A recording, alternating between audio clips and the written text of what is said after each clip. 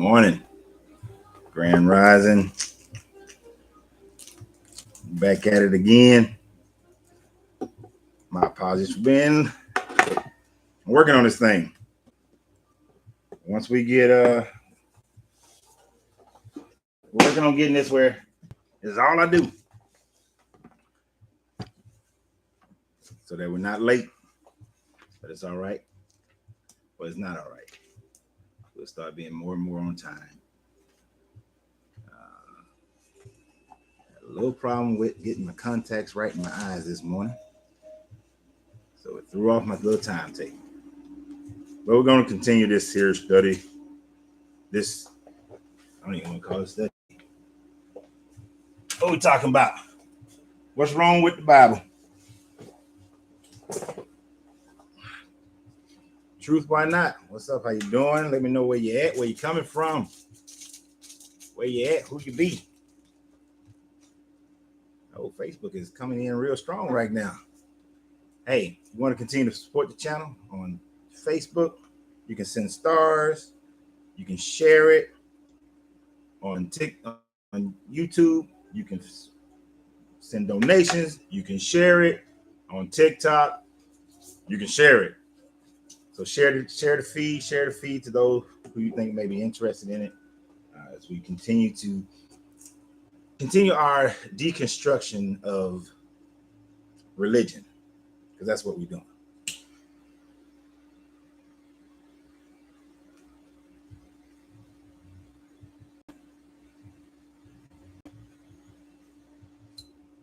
Gotta get myself right.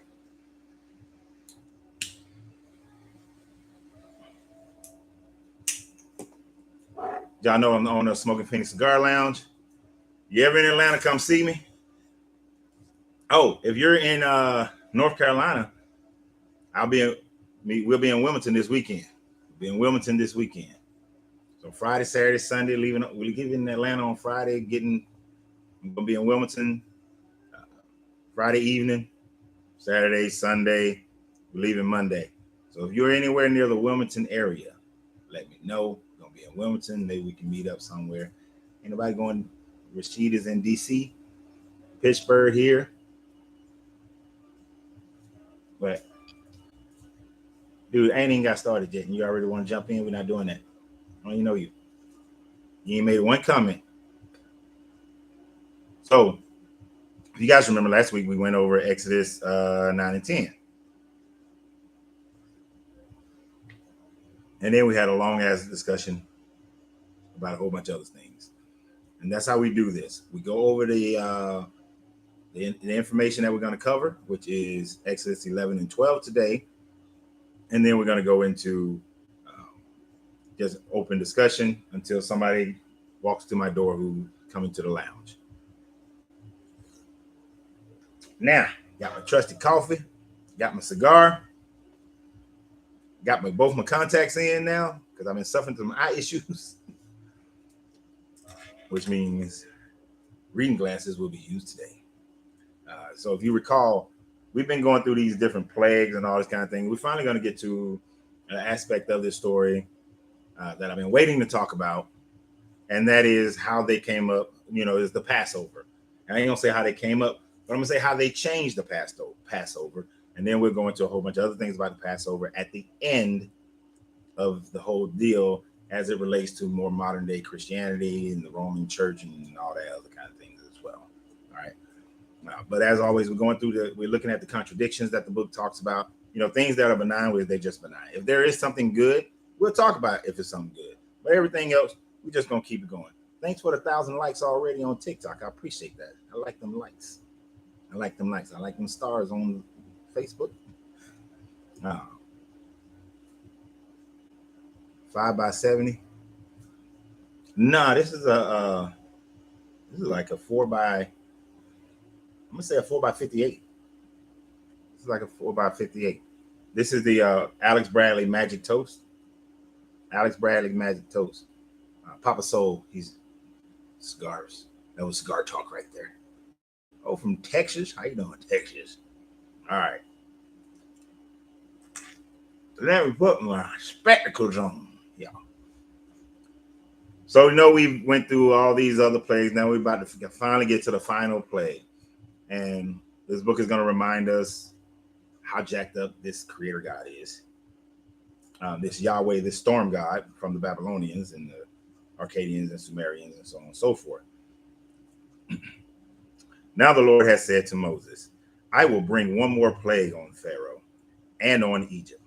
After that, he will let you go. He will let you go from here. And when he does, he will drive you out completely. Tell the people that men and women alike are to ask their neighbors for articles of silver and gold. The Lord made the Egyptians favorably disposed towards the people of Moses to people, and Moses himself was highly regarded in Egypt by Pharaoh's officials and by the people. All right, we're starting out a little jacked up already, right? A little messed up already. All right, so he's going to bring about this last plague. Now we know that in this book, it is demonstrated that this God will take away your free will at his choice.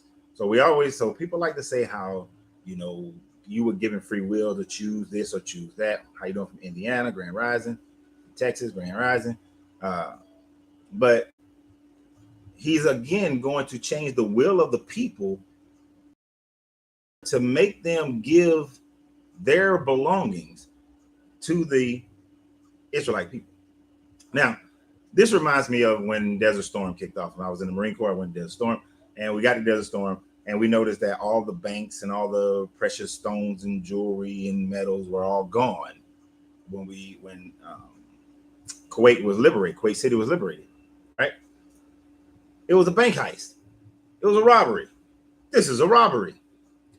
You're supposed to be taking them to the land of milk and honey as you promised, but instead you're Jedi mind tricking, using mind control over the Egyptian people, and you're making them favorable to your folk, so that they will give it. And now it's saying that Moses was highly regarded by Pharaoh's official and by the people. When did this happen? When did they become highly? If a person came into your city, your town, Keenan, I'm doing a video later today or tomorrow about the Ethiopian Bible Church, that whole deal. So wait for that video. But so he's changing their hearts of the people. But when did Moses become favorable? Right? When did they do all of that? And you see this, and this is what I'm talking about. A man here said, no, they didn't. They barely had anything. That's why, that's when the Israelite complained to go back to Egypt. Right. You know what? I agree with you and I disagree with you. I agree with you in the effect of, it's going to say that later on. But right now it's saying that they're going to get all their gold and stuff. They're going to make them favorable to give them their gold and clothing and all these other things. And then later on it's going to say that they didn't have nothing, but they gave them stuff.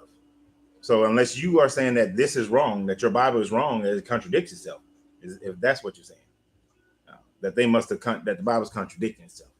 But we would have got to that on whatever day we get to that part when they're in the thing. No, there's no let me up right now. We're going through a whole study thing. The let me up stuff comes after we're done with this. But if you're still around at that point in about an hour, then I'll be glad to have you on. Right? The microphone has severe feedback. Oh, the hiss you probably hearing then is from my laptop, which is sitting next to. So anyway, I love when people say, oh, you're reading it out of context. No, it says that he's going to make the Egyptians favorable to the Israelites to give them their stuff. There's nothing out of context about that. I'm going to make you give somebody something. I'm going to change your mindset. I'm going to make you, give in to them. There ain't nothing out of context about that. I ain't got time to debate people, man. Going somewhere. My videos are not even for you. So why are you here? But anyway, as we continue. So Moses said, this is what the Lord says. About midnight, I will go throughout Egypt. Every firstborn son of Egypt will die, from the firstborn son of Pharaoh, who sits on the throne, to the firstborn son of the female slaves, who is at her hand mill, and all the firstborn of the cattle as well. There will be loud wailing throughout Egypt, worse than there has ever been or ever will be. But among the Israelites, not a dog will bark at any person or animal. Then you will know that the Lord makes a distinction between Egypt and Israel. Okay, so you understand he's gonna make it, dude. Like I said, if you wait till I'm done, then I'll bring you up. Other than that, shut up. I mean, you can't be patient and respectful, and excuse me for saying this, shut up. But if you can't be patient and follow the way I do things, then there's no point. All right. If you want to wait until we're done, then we can. And I don't mind going back to things, but you will have to wait. Nobody's afraid of you. But he's going to make this distinction between, he's going to kill all the firstborn. So basically, all of this is to, is to make this genocide happen. Got to have a genocide. As we've been going through this, we have come to realize that with the hardening of hearts and all that sort of thing, that it is merely a point that this demonstration of his power is for his genocidal tendencies in order for this to happen. The death of the firstborn is the hunt for Horus by Seth. And that is one of the Egyptian stories that can lend itself to this whole story as to where some of the elements could have come from. Because what we do understand is that many of these biblical stories are compilations from multiple different groups that they were either living under their rule or they were in contact with, right? But in truth, it's all an allegory. It's just a made-up story. It actually there is no archaeological evidence of any of these things ever actually happening. Some Egyptians would have claimed this, would have written this down. You know, yeah, the plagues were, and the plagues were part of the plagues was an attack on the Egyptian god, according to this story, as far as them trying to show that their god is the more powerful god. Where was I at? So all the officials, distinction between them, all these officials of yours will come to me, bowing down before me and saying, "Go, you and all your people who follow you." After that, I will leave. Then Moses, hot with anger, left Pharaoh. Now, interesting part about this is that earlier in the previous chapters, Pharaoh told Moses, if you come and talk to me one more time, I'm going to kill you. Don't come back here. But Moses rolled up in there anyway, hot with anger, told Pharaoh what's going on, what he's going to do, and then he just let him leave. So Pharaoh just been all jacked up this whole time. First, he hardened his heart sometimes, then God hardened his heart sometimes. So God just taking his free will. Now Moses coming in and doing stuff that he said. Moses said, I ain't gonna come back, but he came back. The Lord has said to Moses, Pharaoh will refuse to listen to you, so that my wonders may be multiplied in Egypt. Moses and Aaron performed all these wonders before Pharaoh, but the Lord hardened Pharaoh's heart. He would not let the Israelite go out of the country. So here is this guy admitting that he is the one that's hardening Pharaoh's heart purposely, so that he can perform his wonders. And what are his wonders? We're going to turn the water into blood for 7 days, creating an immense dehydration within Egypt. And he turned all the water that was in bowls and jars. So there was no water. All the water in Egypt was blood. Yet, all these people should have died. But it didn't talk about the people. All the animals should have died. Should have been a lot of animals should have died. But then he killed all the animals later on in another place. And then he killed all the animals again, because somehow there was animals alive again. And he was saying, oh, I'm gonna make it hell. And you got to take, if your animals outside, they're gonna die. But he had already previously killed all the cattle prior to that. So these plagues are they contradict themselves. So all these people, now there should already have been a bunch of people who are already dead, right? So all these people, so some of these plagues are ridiculous. But this guy he wants to do these plagues just so he can show that he is the God of Israel, but yet he also compares himself. Earlier we saw him compare himself to the other gods, the Egyptian gods. We saw the Egyptians perform the same wonders. Now I did think it was stupid that whoever wrote this story, why didn't the Egyptian magicians, instead of doing the exact same thing, why didn't they do something different? But the writing of the story didn't even matter, didn't even go right. But you got to go back to some of the other videos, the other lives, and you will see those. If you're on TikTok and you want to see the other lives, you have to go to my YouTube channel, and you'll be able to see them. They're in a playlist called "What's Wrong with the Bible?" Exodus. We've already done Genesis. If you want to see those, now. And pretty much that is all of chapter 11. Chapter 11 is very short. So now he's saying that he's hardened his heart. He's going to drive him out of Israel. Now I've had some people say that the reason why, because I asked the question earlier, if you was here long before, we talked about the fact that this guy said, I'm going to bring these people out of Egypt. But when he got there, he goes in and says, tell them you just want to go on a 3-day weekend to go out into. So instead of that, this guy being upfront, he's doing the tricky salesperson thing and telling them just go and lie to Pharaoh about what your intentions are. But it was argued that all these plagues have to be done to drive Pharaoh to the point of anger and frustration that he would drive the Israelites completely out of Egypt, not to return. And that's why Yahweh, this God, lied and was saying, just tell them you just want to take a 3-day weekend, when he told Moses he's going to bring them out of Egypt completely. If you are God, there is no need for you to have to sneaky salesperson Pharaoh. If you are God, there's no reason that you have to go through all these plagues. You can just move your people out of Egypt by multiple different ways, without all the killing, without all the murder, without all the frogs and stuff all in the coming out the water and the locusts, and could have done all of that without killing people.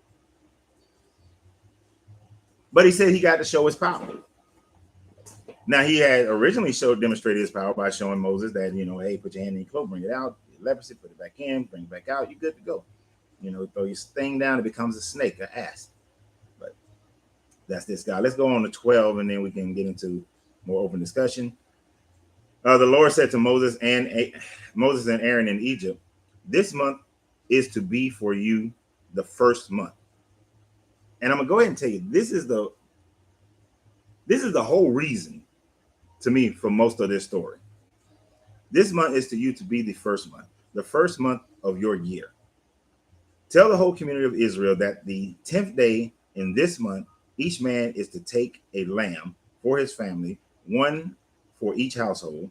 If any household is too small for a whole lamb, they must share one with the nearest neighbor. Having taken into account the number of people there are, you are to determine the amount of lambs needed in according to what each person will eat. Okay. I thought I heard somebody knocking on my door. This is be the first month of the year for you. In all honesty, I think a large portion of this story is told in order to explain why why the vernal equinox is the new year for the Israelite people. When they was coming out of Babylonian captivity, even prior to Babylonian captivity, when through all the time frame that they were living under Canaanite rule and this sort of thing, the original, what would become Hebrew people, would have been worshiping spring. They would have had springtime worship. Almost everybody around the world, every culture around the world had springtime worship. The beginning of the new year, the coming out of winter, the dead of winter, if you survive winter. Oftentimes, if you have small children, they may die during winter, right? So this whole thing about this will now be your new year is something that would have already been established, but this is the Hebrew propaganda way of explaining how they got to worshiping a new year, but without having to do like Ishtar or having what's my girl Tamuzi. No, is it? Yes, it's Tamuzi, and we're going to get to Tamuzi a little bit later on as well. But this whole thing about this first month is for them to initiate their New Year celebration in the same way that everybody else in and around their community had a new year that began with spring. So I want you to keep that in mind because probably when we get more into this Passover, we're going to talk about how these Passover traditions are actually from previous religions, right? The animals that you choose must be year-old males. I hope everybody had a year-old male. If you didn't, you in for some trouble. I'll be damned.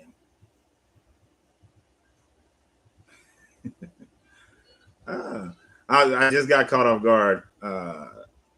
The Bible that I used to use to do these videos vanished from my home.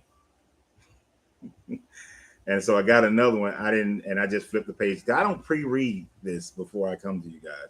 And it just caught me off guard that I'm sitting here and I flip it over and it has calendars of the pagan holidays, that they call them pagan. I don't like to call them pagan. But it's like information here that I had researched again. Anyway, I just got caught off guard. Just put it that way.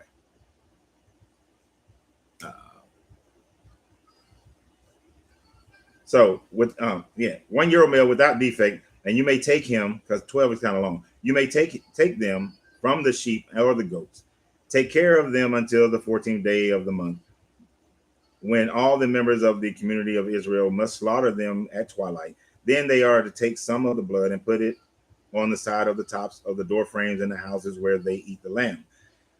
That same night, they are to eat the meat roasted over the fire, along with bitter herbs and bread made without yeast.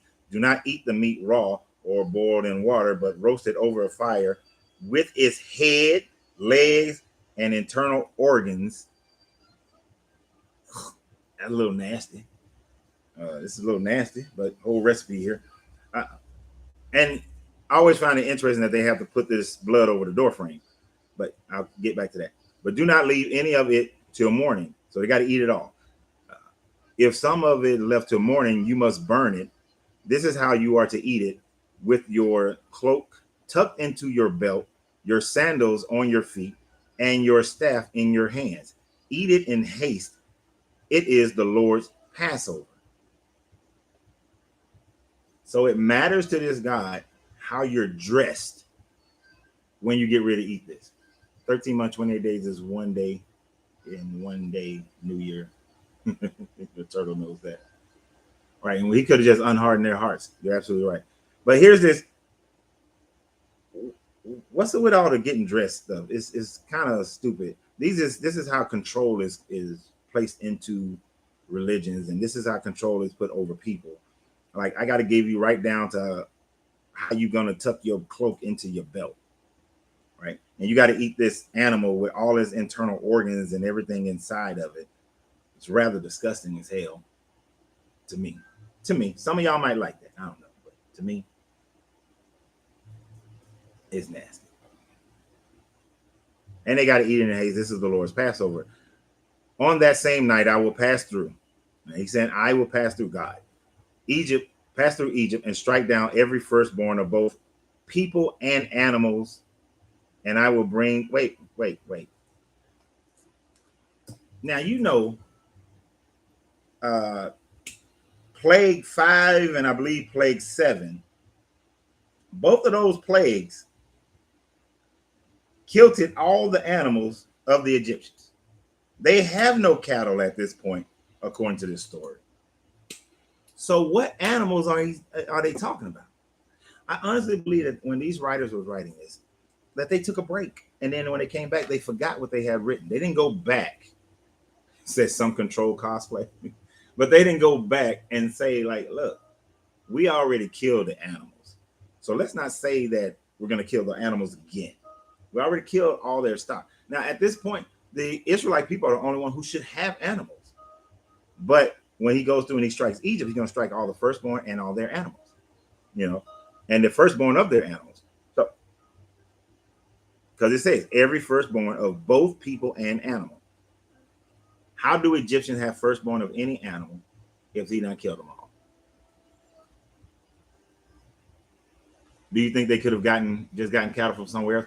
No, because all of this stuff happened over a short period of time, and it's supposed to be happening all over the land of Egypt. And if you can imagine, when something is going on, that's all these horrible things are going on in Egypt. All the water turned to blood and all this kind of. Would you go into Egypt if you was in a neighboring country? You probably wouldn't. Even neighboring countries should know of these things, but not one neighboring country historian ever wrote anything about how Egypt went through all of this turmoil. Nor has any other historian written about how Egypt went through all this turmoil. The whole idea that has got ironed in, welded into the brains of people of this whole Egyptian Exodus thing is only in this book. It is nowhere else. Only in this book. Only in the Hebrew story do you have this. No one else's history has this information, right? But because people want to be polite, and because you have the Roman government, and from there you got European colonization, everybody just accepts it when they know it's wrong, because they scared of the Jewish, the white Jewish people today. They scared of them. I guarantee they will not say anything about this on any news channel whatsoever. All right, so where was I? Now, that animal. And I will bring judgment on all the gods of Egypt. So you're going to bring judgment on the gods of Egypt. Which shows that, I told you guys before in previous videos that these people of this day were henotheistic, right? So that's this. When people say that there are many gods in the Bible, is because the writers of the Bible were mostly henotheistic until you get to Hezekiah and Josiah. Henotheism means that they believe that other gods existed. They believe they worship their God, but they also believe other gods existed.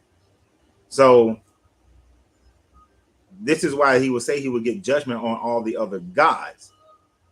But in order for him to have judgment on those gods, then there has to be an acceptance that those gods exist. So this is saying that Yahweh accepts that those other gods exist. But if you understand it from the henotheistic mentality, then you see why they would actually say things like this. And I lost my spot. Yeah, of Egypt. I am the Lord. The blood, the blood will be a sign for you on the houses where you are. And when I see the blood, I will pass over you. No destructive plagues will touch you when I strike Egypt. Isn't it interesting here again? You are supposed to be the omnipresent, all-knowing God. But unless there's blood on the door, you don't know who your people are. You would think that if you are this God, you would just be able to roll up and like, okay, I know where my people are. He tells Isaiah, I know every hair on your head. Right? This God is supposedly know everything about everybody, but yet he needs some blood on the door. Now, some people may say that, well, he just needs the people to prove that they're faithful to him, and that's why they put the blood on the door. And somebody said it was an angel. That's what you say. You say it was an angel, but look, I understand TV, movies, and doctrines and all that, but he said, let me go back over it again, just for that sake, because I was waiting on somebody to say it was an angel, it was an angel, it was an angel. On the same night, this is your God speaking, this understanding, I will pass through Egypt and strike down every firstborn in both people and animal. And I will bring judgment onto all the gods of Egypt. I am the Lord, the blood. I am the Lord. The blood will be a sign for you and on your house where you are. And I will see the blood. I will pass over you. No destructive plague will touch you when I strike Egypt. There ain't no angel. He didn't say that I'm gonna send an angel. Like when Sodom and Gomorrah, when we was going through Genesis, when Sodom and Gomorrah happened, it specifically said sent two angels. When anytime somebody met something other than sent two angels, he said I sent an angel, or it was an angel, or it's the lowercase Lord, or whatever. This is the very 1% him saying I. So no. The blood represents the. That didn't come about till much later, so it would not have meant that to these people. It wouldn't have meant that to these people. It wouldn't have meant that at all. Those people had no idea of the Messiah coming and all this kind of thing. That is what Christianity has extrapolated from the story. That is doctrine. That's doctrine. That's not what this book says.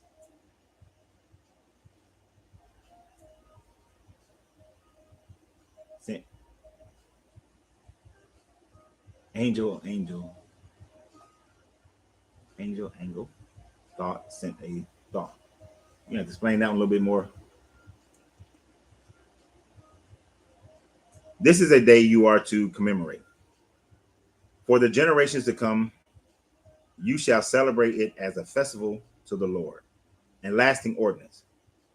For 7 days you are to eat bread. Well, first of all, I think it's kind of messed up saying this is a day for you to celebrate.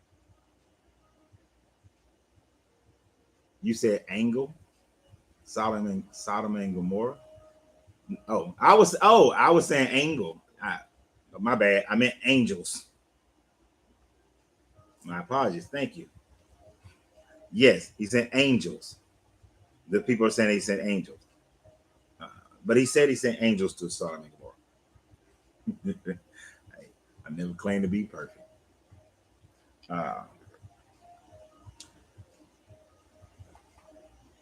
Why would you celebrate the mass genociding of people?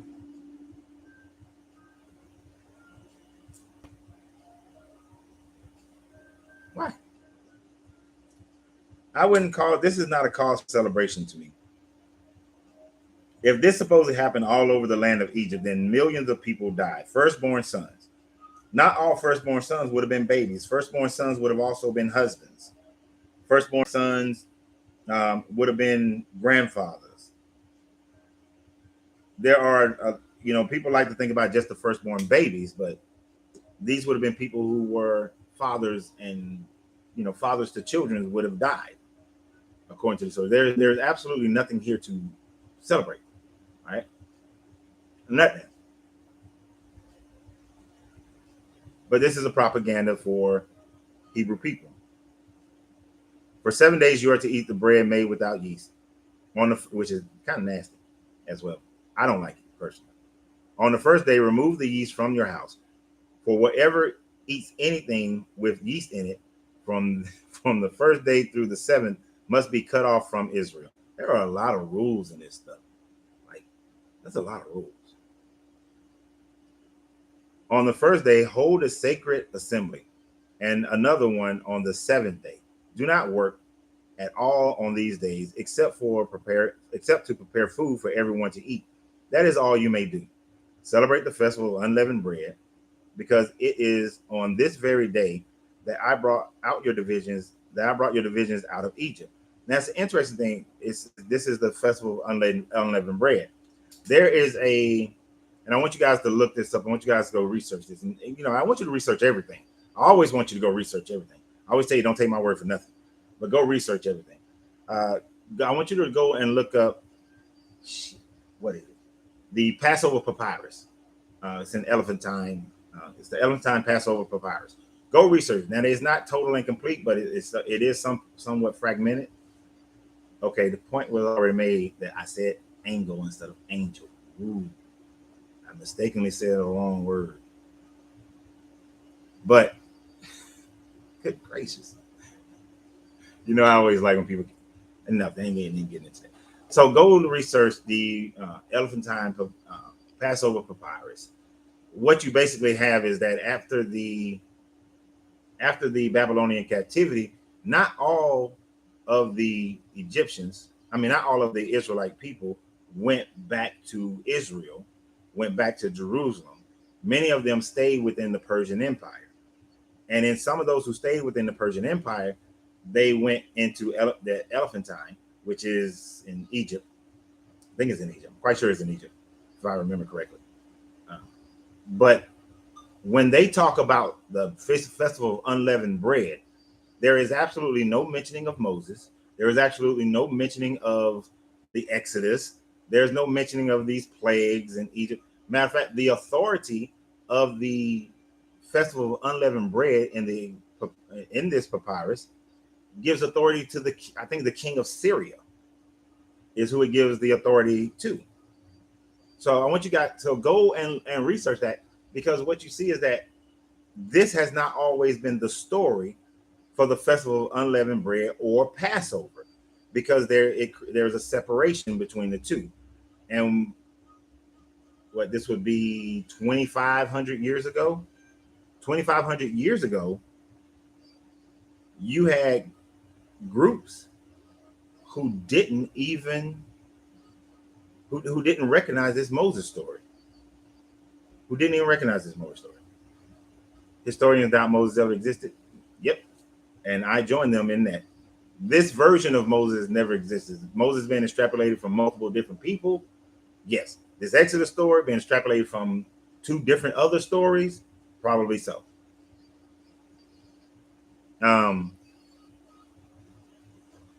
What was I? Do not do work on Saturday for present food.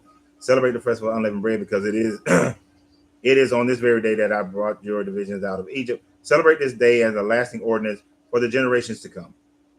In the first month, you are to eat bread made without yeast from the evening of the 14th day until the evening of the 21st day. For 7 days, no yeast will be found in your house. This guy got a hard on about no yeast, even though I don't really care for yeast either. And anyone, whether foreigner or native born, who eats anything with yeast in it must be cut off from the community of Israel. Just for eating something, no more family ties. You're kicked out. Eat nothing made of yeast wherever you live. You must eat unleavened bread. Then Moses summoned all the elders of Israel and said to them, go at once and select the animal of your families and slaughter the Passover lamb. Take a bunch of hyssop, dip it into the blood in the basin, and put some of the blood on top of both sides of the door frame. None of you shall go out of the door of your house until morning. When the Lord, and this is all capital, right?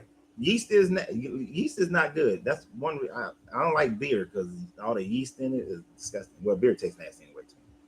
Now, for my people who said that it's an angel, when the Lord, capital Lord, all that caps, goes through the land to strike down Egypt, the Lord, will see the blood on top and on the top and sides of the door frame, and will pass over that doorway, and he will not permit the destroyer to enter into your house and strike you down.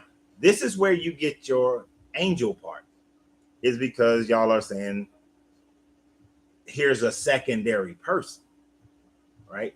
Here's a secondary person. But it is your God who has to first go and look.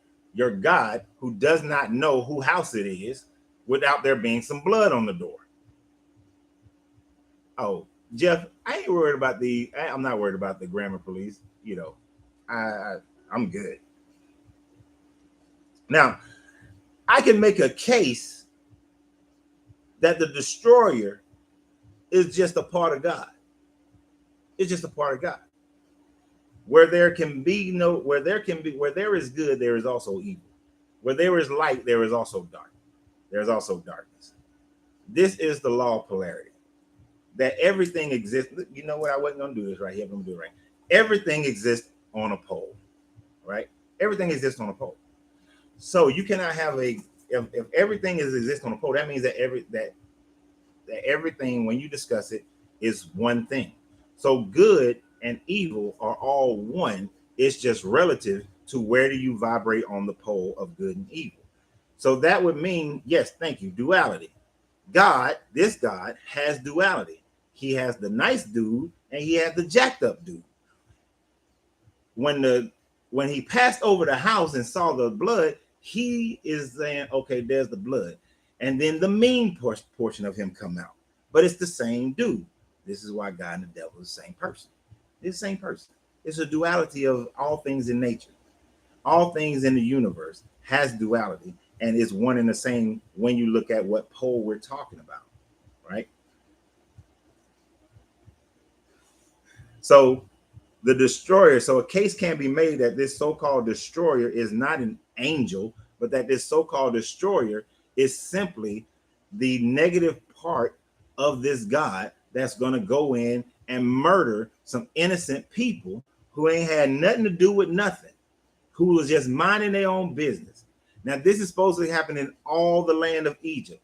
That means that, let's say this was happening, that Moses was in Cairo, which he would have been way north of Cairo if this story was real, because he needed to be near the main sect of Jewish people, which was up in Geshen.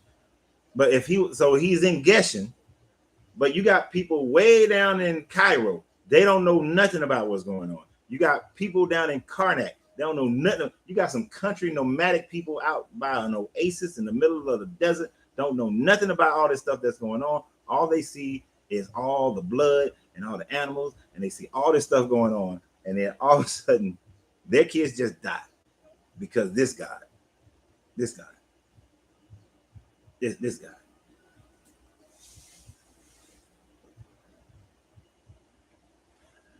Young lady, when people say you have to read this with a spiritual eye, then basically what you're saying is that unless you agree with me, unless you agree with how it's been interpreted by old people from back in the day who don't understand the level of science and morality that we have today, unless you don't agree with them, with the upbringing that you had, with the conditioning that you had, then you need to read it with a spiritual eye. All you're really saying is that if you don't agree with me, then your understanding is not spiritual. It would be like me saying that you're reading it with the blind eyes, with the blind eye, because your third eye cannot read between the line and read and see the inner depths of what it may be representing, or the fact of the fallacy of most of it. So am I not reading with a spiritual eye, or are you reading with a dead eye? With an eye that's been closed, a single eye that's been closed. Remember, your Jesus said, let thine single eye be clear. But most people, when they read this book with both their two eyes, and they read this book believing and following the exact same understanding that they were born into, that they've been to church and they've heard the doctrines over and over again, that they look at the society, that even if they weren't born into a family that went to church regularly, into a society that perpetuates this story. So at what point, and then, before I get there, and so during your whole upbringing, you get to a point in your 9, 10, 11, 12, 13, 15-year-old age when all your experiences, you relate back to what your indoctrination at first told you is the reality. And then you back up all your experiences with that indoctrination that you already have. And so you put it on your God, your version of God. In the same way that a Hindu person who prays when they're 30 to be healed from something, and they pray to Brahma, then they will say, Brahma healed me. And then a Christian will say, Jesus or God healed me. So when you say a spiritual eye, because you disagree with me, then what you're saying is You just disagree with me, so I need to find some reason that you disagree. But when you open your third eye, when you open your true spiritual eye, as your Jesus tells you to open your single eye, then things will be revealed to you. Then you will come into an understanding, and that understanding will trouble you. This is why the Gospel of Thomas, in the second saying, it says that seeking you shall find, and when you find, you will be disturbed. If you have read this book and at not one point you were ever disturbed, you are not seeking. You are not seeking. I want you to understand that. If you have read this book and you been indoctrinated and you read this book and you have not been disturbed, you are not seeking and you have not found. Because once you find, you will be disturbed. After you are disturbed, you will marvel, because you will be amazed at the freedom you now have. You'll be amazed at the shackles that have been taken off your brain, off your what you would call a spirit. You will be amazed at how your understanding of the universe and yourself, the most important part, you'll be amazed at how you understand yourself and who you actually are. And after you marvel, you will reign over all of you. It's not reigning over other people. It's reigning over all of you. Knowing who you are.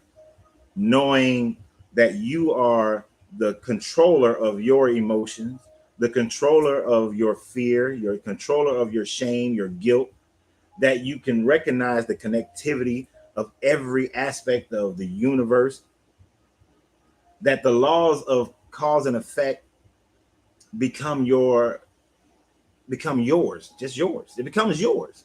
You start to recognize when you are receiving the effects of something, or you are the causation of something. Because at that point, when you become liberated from religion, you become liberated from doctrine, you become liberated from going along with the crowd. You no longer are being herded by a shepherd who hasn't opened his eyes either. You begin to live a life with way more fulfillment and purpose and peace and tranquility. And it's just better. So when you say that I don't read this with a spiritual eye, I disagree. I disagree completely. Which is why this book troubles me so. It vexes me. Now to continue. Where was I? Oh yeah. Will not permit the destroyer to enter your house. Obey these instructions as a lasting ordinance for you and your descendants. When you enter the land that the Lord will give you, as he promised, observe this ceremony. And when your children ask you, what does this ceremony mean to you? Then tell them, it is the Passover, sacrifice to the Lord, who passed over, the Lord who passed over, not somebody else passed over, the Lord who passed over the houses of the Israelites in Egypt and spared our homes when he struck down, good Lord, this is a long chapter, the Egyptians. Then the people bowed down and worshiped. The Israelites did just what the Lord commanded Moses and Aaron. At midnight, the Lord struck. Now, all that buildup is for this one sentence. You amening, but you may want to take that back in a minute. At midnight, the Lord struck down all the firstborn in Egypt, from the firstborn of Pharaoh, who sat on the throne, to the firstborn of the prisoners who was in the dungeons, and the firstborn of all the livestock as well. Again, where does these livestock come from? Where does he get livestock? Plague 5 and 7 killed all the Egyptian livestock. How are their livestock? This is a contradiction within the book, or somebody just writing something that they don't know what and they forgot what they had already written. You can't kill the livestock, the firstborn of all the livestock, if the livestock is already killed, already dead, a couple of plagues ago. Pharaoh and all of his officials and all the Egyptians got up during the night, and there was a loud wailing in Egypt, for there was not a house without someone dead. Some jacked up stuff is about to happen this is, I think, one of the rudest things. Um, Once again, they were by the Nile, literally from neighboring countries. Yes, but the Nile River was turned to blood, and the Nile River wasn't as close to the Red Sea, so they would have to. So it's not like the Nile and the Red Sea. You're saying that they could have gotten animals from somewhere else, but again, with all these calamities going on in Egypt, no one would be coming in here trading and bringing stuff into Egypt. I understand the thought process, and you want to justify it, and I get it. You want to find a justification for why there could be animals because you don't want there to be a contradiction in the book. Because if there's a contradiction, if there's any contradiction in the book, then it kind of throws off the whole thing about this being the, inerrant word of God. And I get the desire to make it fit. I truly do. I do. I have compassion for that. But this is where I was saying earlier that that's the part that will disturb you, because you will see the contradiction. When that eye is open, you will see that contradiction for exactly what it is. It's a contradiction.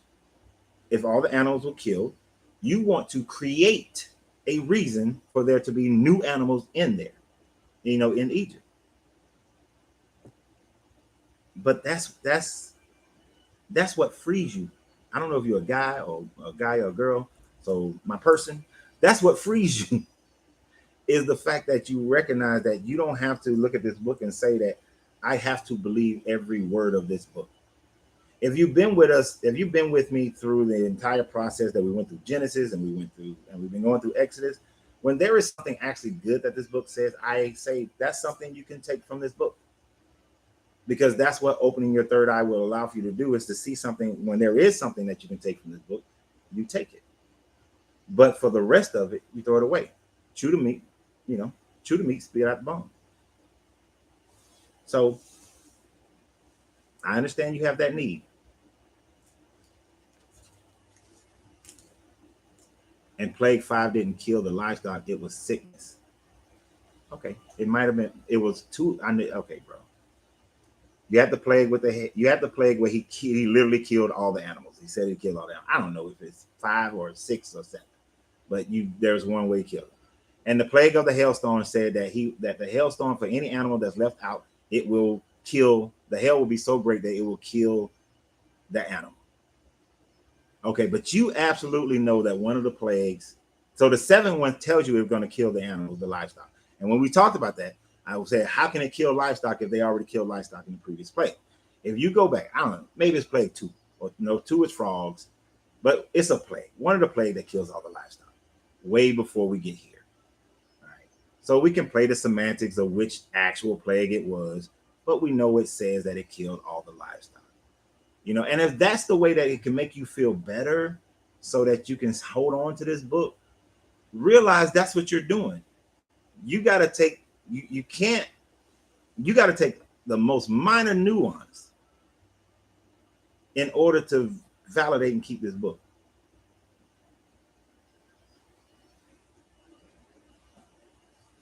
Plague 1 is the, dude, if you want to stay there, stay there. I'm good. So, and everybody was dead. So somebody in everybody's house died, right? I think this part is about to get messed. I think this is rude coming up in a minute. During the night, Pharaoh summoned Moses and Aaron and said, "Up, leave my people, you and the Israelites. Go worship the Lord. Go worship the Lord as you have requested." Now, remember, the request was simply for them to go away for 3 days, right? Just to go away for 3 days. But of course, this guy says he's going to drive them completely out. But look, Pharaoh is still going based on that original request. Take your flocks and herds. Because remember, that was a fight that they were having. Pharaoh was like, who's going? Who's going? Who's going? And, he didn't want them to take the flocks and the herds. He didn't want them to take the women or the children. But Moses stuck to that point of taking everybody in the flocks and herds, because we don't know what we're going to need to sacrifice when we get there.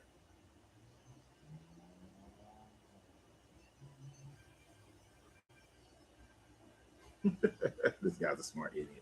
I always find it interesting when people can't speak respectfully, that they got to insult because they can't attack the information. Attack the information, James. Or, you know what? I don't know if you're talking about me or somebody else, but who are you talking about, James? Take your flocks and herds, as you said, and go and also, but this was like, but also bless me now. Pharaoh was like, hey, take everybody, but bless me. It's interesting that they never mentioned who this Pharaoh is. It just shows that did I insult? No, you, not you. You didn't insult me. I don't know what to call you because I don't. You got. I'm gonna call you V9. V9E. No, you didn't insult me, man. We good. No, that's somebody. I'm also on Facebook and YouTube. So if I say something, it's over there. That's why I like to call people names. Call out their name. Yeah, call out their name. Not call them out of their name, but call out their name. But Pharaoh also like, bless me, amen. Before y'all leave, bless me though, because there's some shit been going down. The Egyptians urged the people to hurry and leave the country, for otherwise, they said, we will die. So the people took their dough before the yeast before the yeast was added, and carried it on their shoulders in kneading troughs, wrapped in clothing.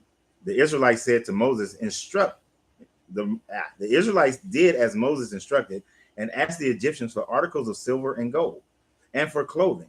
So remind me again, the person, I don't know who said it, that they was out there with nothing. The Lord had made the Egyptians favorably disposed toward the people, and they gave them what they asked for. So they plundered the Egyptians. Okay. Y'all heard that? Now somebody was talking about earlier how, and it's going to say, so you said, show me the contradiction.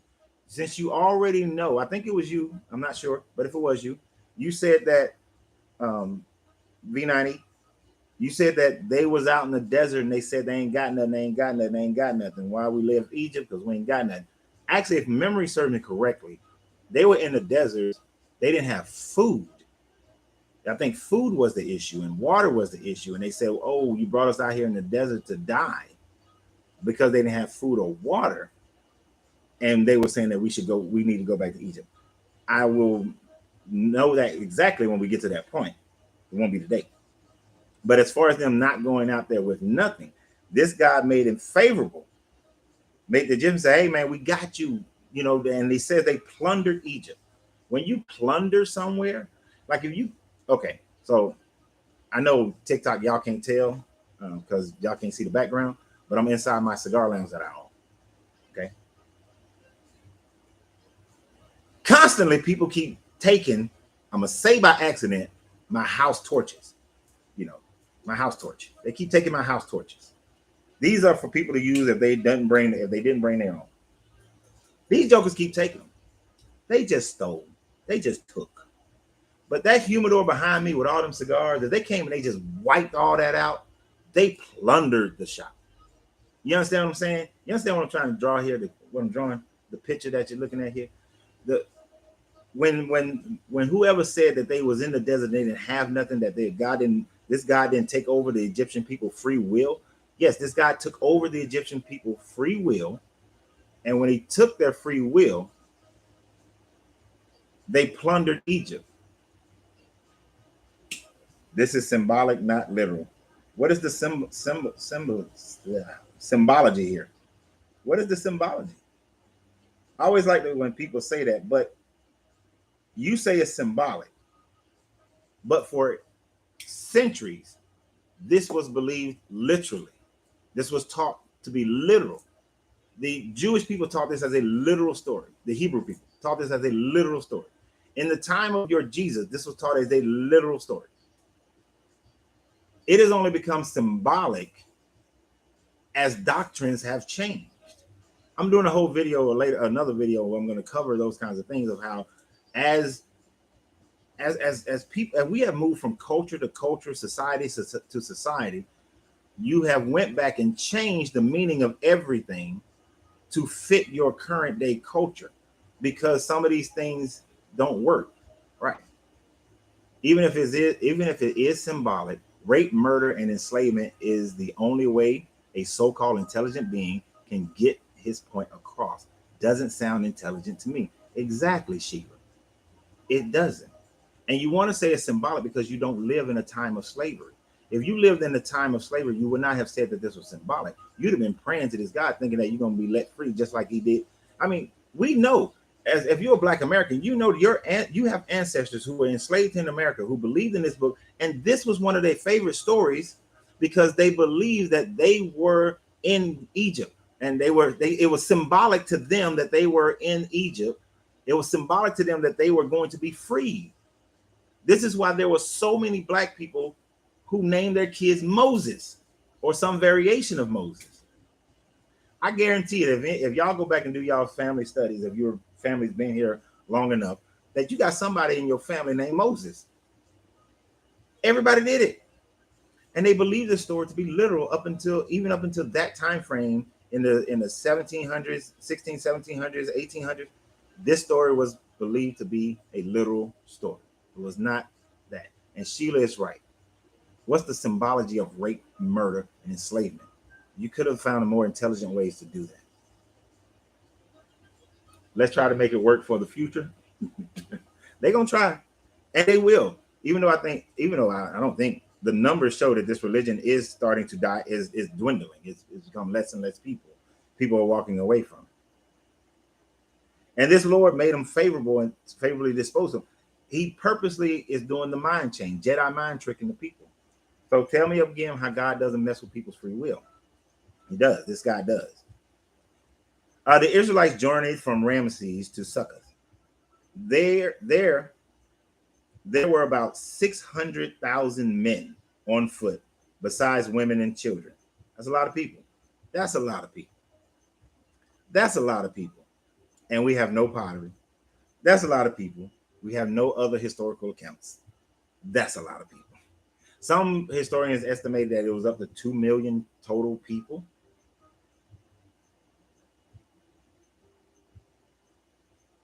Women and children. Many other people went with them, and also large droves of livestock, both flocks and herds, with the dough the Israelites had brought from Egypt. And they baked loaves of unleavened bread. The dough was without yeast because it had been driven out of Egypt and did not have time to prepare the food for themselves. Now, that part where it says that many other people went, this is where you'll get a lot of pastors when they're sitting in the pulpit and they will say that the reason why God did this to the Egyptians is because there were going to be Egyptians who were going to believe and these Egyptians follow. But that's where it says, and they take that from that statement where it says that many other people followed. If this story was true, but we know that Egypt is a hub, was one of the trading hubs. It could have been a whole bunch of people from Syria. Could have been a bunch of Phoenicians. It could have been people from Tunisia. It could have been people from anywhere else. But I let them have it. But that's why some pastors will preach that, right? We are living in the New Testament, but your Jesus said, I came to fulfill the law, not take away from it. That you should not take one tittle from it. That you're still supposed to be all up in this Old Testament. So you might want to think about that part. Did not have time to prepare food for themselves. Now the length of time the Israelite people lived in Egypt was 430 years. At the end of the 430 years, to the very day, all the Lord's divisions left Egypt because the Lord God kept vigil that night to bring them out of Egypt. On this night, all the Israelites are to keep vigil to honor the Lord for his generations to come. Oh, one thing I skipped in there, that part about they went to the Egyptians. I want y'all to think about this scene. Think about this scene now. It said that all the houses of Egypt were affected by somebody dying in that house, right? Somebody died in that house. And then you get a knock on the door. Now they want you to leave, but you get a knock on the door. Hey, can I have all your gold? I need some gold, I need some silver, I need some clothes. I need your stuff. I need all your stuff. Your firstborn child, your husband, think about the woman. Think about the woman, the wife. The Egyptian wife. She has her husband. He's the oldest of his family. You have your firstborn, you have a son. He's your firstborn child. He's your firstborn.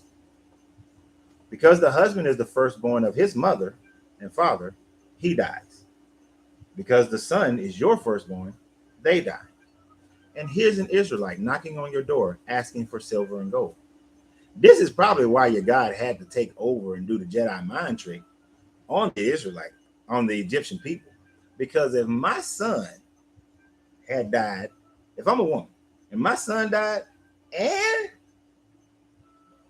my husband just died, and the Israelite come to my door, I'm killing that fool. Even me, okay, I'm the youngest. But if I call my brother died and then my son died, oh, and somebody come to my door saying, give me their stuff. Dude, if all you got to say is this guy's an apostate, this guy, you know what? I don't know how to do this. But because I ain't got time for that nonsense. You just fill my screen with the same bullshit. I get rid of it. You know, you ain't got nothing intelligent to say, man. Just go away. Good Lord. That's why I need you know what? I'm gonna get a moderator to handle the ignorance. But I just think about that. They came to the door asking for their stuff at the worst possible time. So this guy had to do the Jedi mind trick because he know that they would have killed those people that came to their door asking for stuff after their firstborn child and possibly my husband, who was the firstborn, just died. Yeah, come to my door if you want to. But so continue. Back to the Passover restrictions. The Lord said to Moses and Aaron, these are the regulations for the Passover meal. Nope. Pay attention to this stuff. This is funny.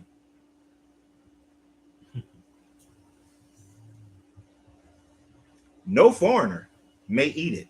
No foreigner.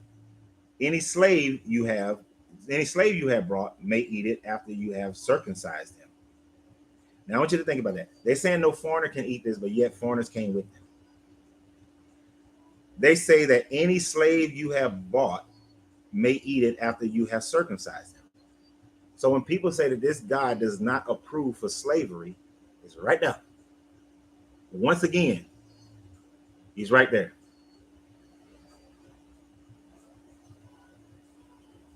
He's saying circumcision.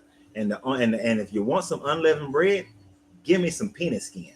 Gotta have that peanut skin. Gotta have it. This dude, I mean, if you think about it, this guy is kind of repulsive. It's very repulsive.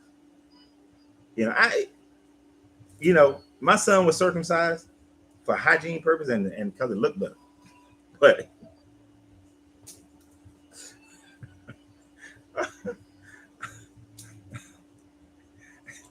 But sorry. But Eric here, he said that any slave you bought. So these people had to have something. They got some money. Oh yeah, my bad. They just plundered Egypt. So they got gold and silver. And they're buying slaves. You just got let out of slavery, but you're buying some slaves. Why? Because this book was written at a time frame when slavery was the norm. That was God. That was good. And I'm gonna give you a hint of what I'm gonna talk about in a different video that I'm going to record based on the conversation that me and the gentleman had. God is good based on the morality of the culture of the day that you declare that God is good. Slavery was a good thing. Therefore, it was okay for this God to endorse slavery, give rules for slavery, because this God endorsing slavery still made this God good during the cultural time frame that this was written. If somebody wrote a Bible today, God would not endorse slavery because our morality today says that slavery is not good. So I want you to think about that. Just contemplate that. The goodness of God is based on the morality of the people of the day to which this book was written, or any part of this book was written, because this book is written at different time frames. Hence why you get your contradictions. But this God at this time, the reason why slavery is okay for this guy to endorse it is because at this time frame, slavery was a normal thing. And here, but I don't know, and it was also normal that if you got out of slavery, it wasn't out of the ordinary for you to then, as you grow in wealth, to then buy slaves yourself.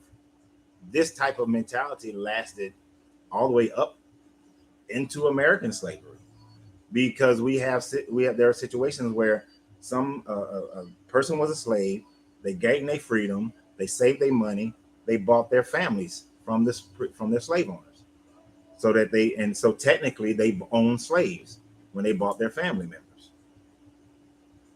So it's not crazy, but it does show that this God does endorse slavery. But if somebody wrote it today, they wouldn't have it in there. So let me continue.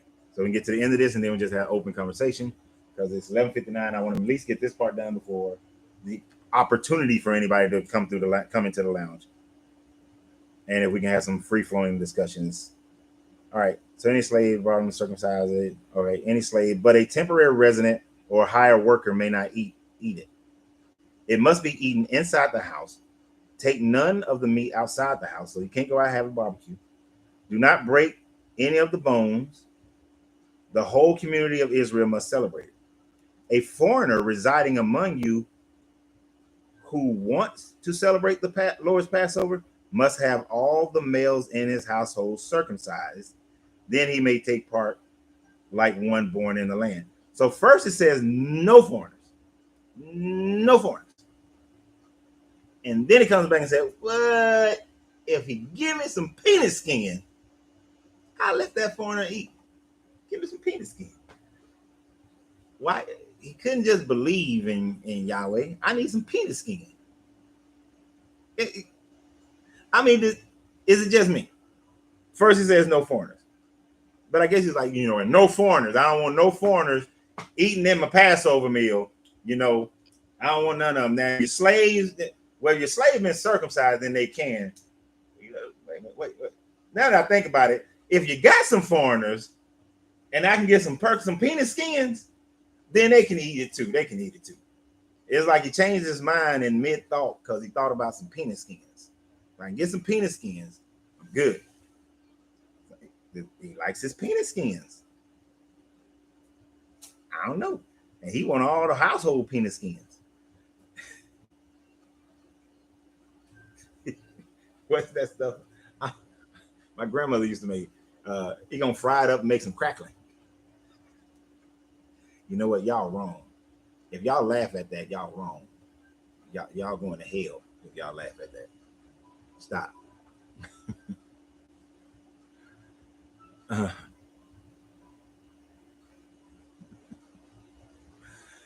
Oh my gosh. Okay, let me get through this last little part. Because it's the last little verse.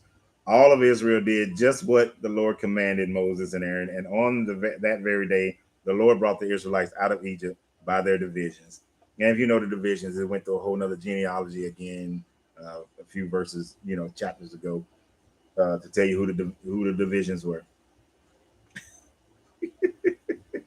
Y'all and y'all penis skins, y'all going to hell. Just want all y'all know, y'all all going to hell. I'm talking about penis skins. All right. I know I've missed a lot of statements and a lot of questions. That's why in the beginning of this video, I always say, really, unless it's talking about exactly what I'm talking about at that moment, hold your questions. But sometimes I miss them because I'm looking down and reading.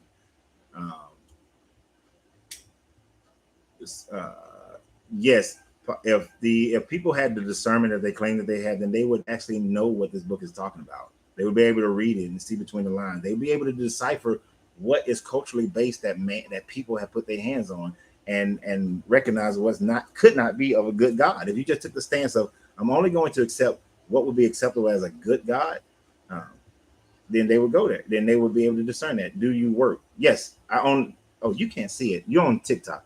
I'm sitting inside my cigar lounge, so I own a cigar lounge in Stone Mountain called Smoking Phoenix Cigar Lounge. Yeah, they'd be able to decode it. But this will open up their consciousness, and they will be able to see things that they actually had true discernment. But they don't really have discernment. What they have is conditioning.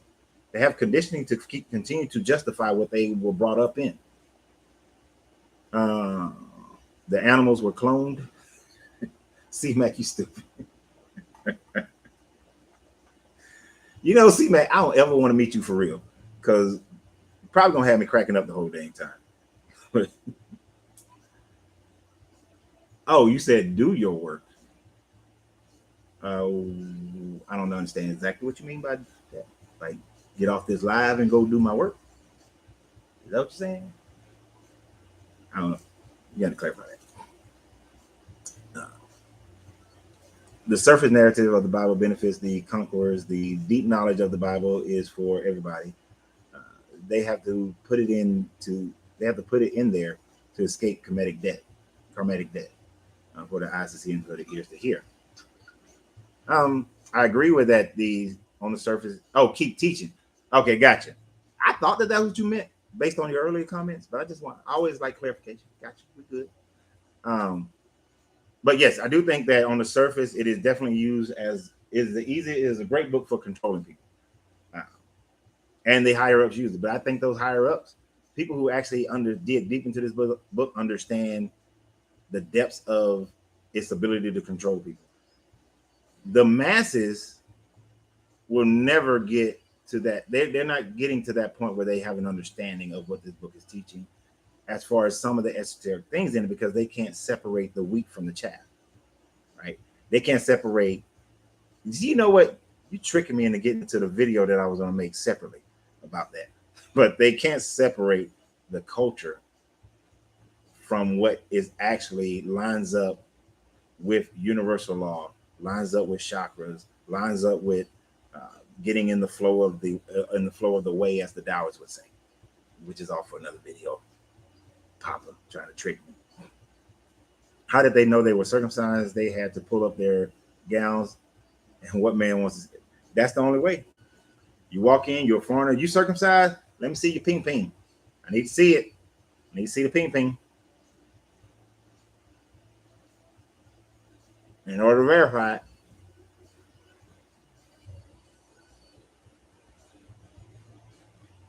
So it's about cycles too. That's important information.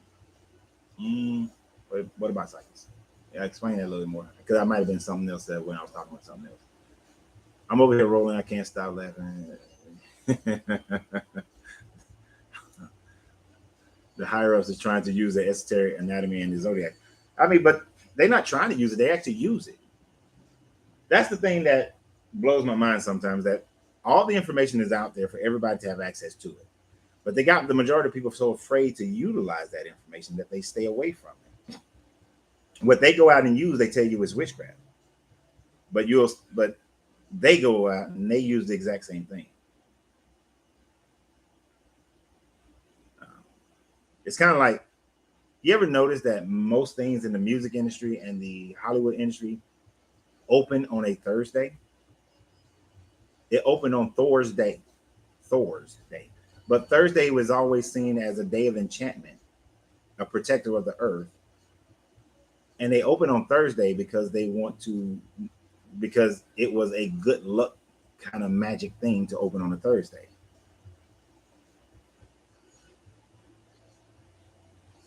So, but they'll tell you don't use those types of things. Don't use witchcraft. Don't use astrology. Don't use astronomy. We saw last week the Bible was talking about this God is the God. He was talking about the Pleiades. In the video I did last week, he's talking about the Pleiades. He's talking about Orion's belt. He's talking about the constellation of the Bear. C-Mac, you in Atlanta? Oh, wait a minute. How you in Atlanta? You been in you visit Atlanta, or you live in Atlanta? Because if you live in Atlanta and this is gonna be your first time, we're gonna have some problems. We're gonna have a conversation. You know, we're gonna be wrestling. It ain't gonna be like Jacob and God though, because I'm not touching you in your ping ping, but then you ain't touch me in mine. But come through. But let me know, because this Friday I'm going out of town. If you're in the Wilmington area, it'd be cool to meet a couple of people this weekend. If you're in Wilmington and you smoke cigars, it'd definitely be cool to meet you, because that's what I'm be. Thursday is the rising planet, which is Jupiter. See, now I'm not as versed in the astrology and everything. I'm minimal in my knowledge there. I have people that I go to. Oh, that's right. You drive trucks. I remember. You drive trucks. I remember that now.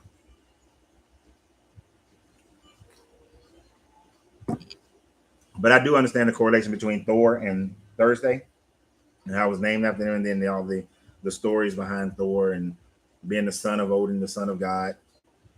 So opening on that one, on that, and since most movies were being opened and promoted to, people, to the people.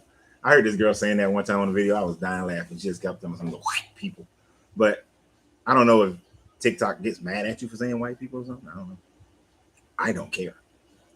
People kick me off their live because I smoke cigars. They're like, oh, they'll take you, they'll cut your thing off if you're smoking cigars.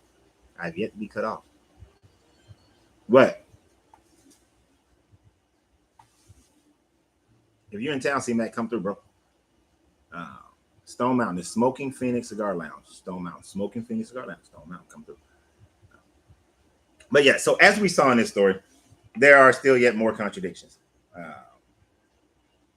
We had the contradiction of the cattle, even though I didn't get the semantics maybe enough, but the cattle that's been killed and all this kind of thing. But then you want to kill the cattle again. That this God is hardening people's hearts and making people favorable, that he plundered Egypt. That this God actually went and genocided all these people just so that he can take his people away. But if he's supposed to be God, then he should be able to do that. Without doing all those things. We also saw that this God also recognized that other gods exist because he was going to sit in judgment of the other gods, because this was a henotheistic society. People like to backdate the doctrine to make it seem like this guy knew that he was the only God, but no, it doesn't work. That's trying to fit it in there into your own ideas. Do you believe we're in the fourth dimension? No, actually, I believe that we're in the third dimension. Well, let me rephrase that. I believe that we are transdimensional in the sense that there are aspects of your true being that can exist in the second, third, and fourth dimensional plane right now. The true ascension allows you to go on to the next higher level dimensional plane. And you, sir, Lambert, you're also trying to get me to go into the video that I was going to make later on today, because it actually talks about that. I actually talk about that in that video as well. You know what? Y'all always do this to me. Every week, y'all do this to me. Y'all get me talking about something that leads into a video that I've been working on. But I believe we are transdimensional, but it's based more on the matter plane, how we exist. You know how like the law correspondents talk about, okay, I quit. The law correspondence talks about there's the spiritual mind, the spiritual mind, the human mind, the animal mind, and the atomic mind, right? And I mean, it talks about the plant mind as well. But there are different stages of mindsets that you can exist in. Oh, thank you for, I didn't see who gave me the stars, but thank you for the stars on Facebook. Thank you for supporting the channel. So however, those, whatever your emotional control is and your thought process is, puts you on different planes of existence. We like to think about if you went to another dimensional plane that you physically, whole body and consciousness go there at the same time. But you can exist in different planes of existence as you sit right now, based on your thoughts and your actions, right? Imagine, if you will,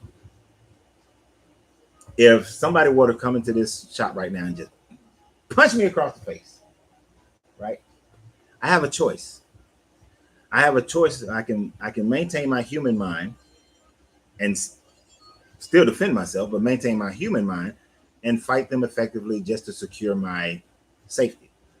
Or I can snap, see red, go into my animal mind, and at that moment, everything I've learned in my military career and everything I've learned in other things that I've done, attack that person back, defend myself towards that person, but the way I would defend them then would be more animalistic.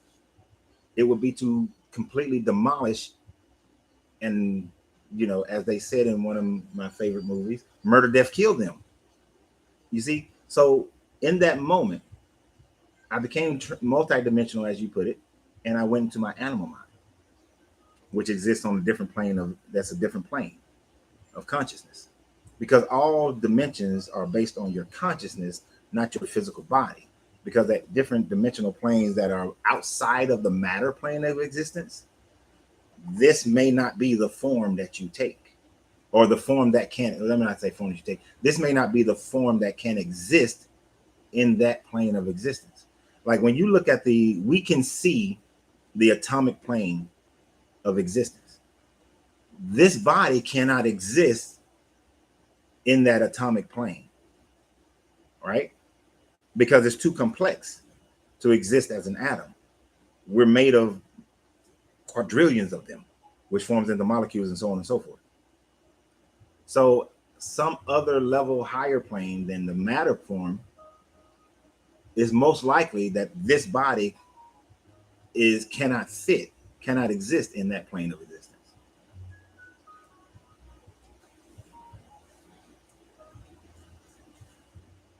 Jesus Christ stopped sleep paralysis. That's not religion, that's a fact.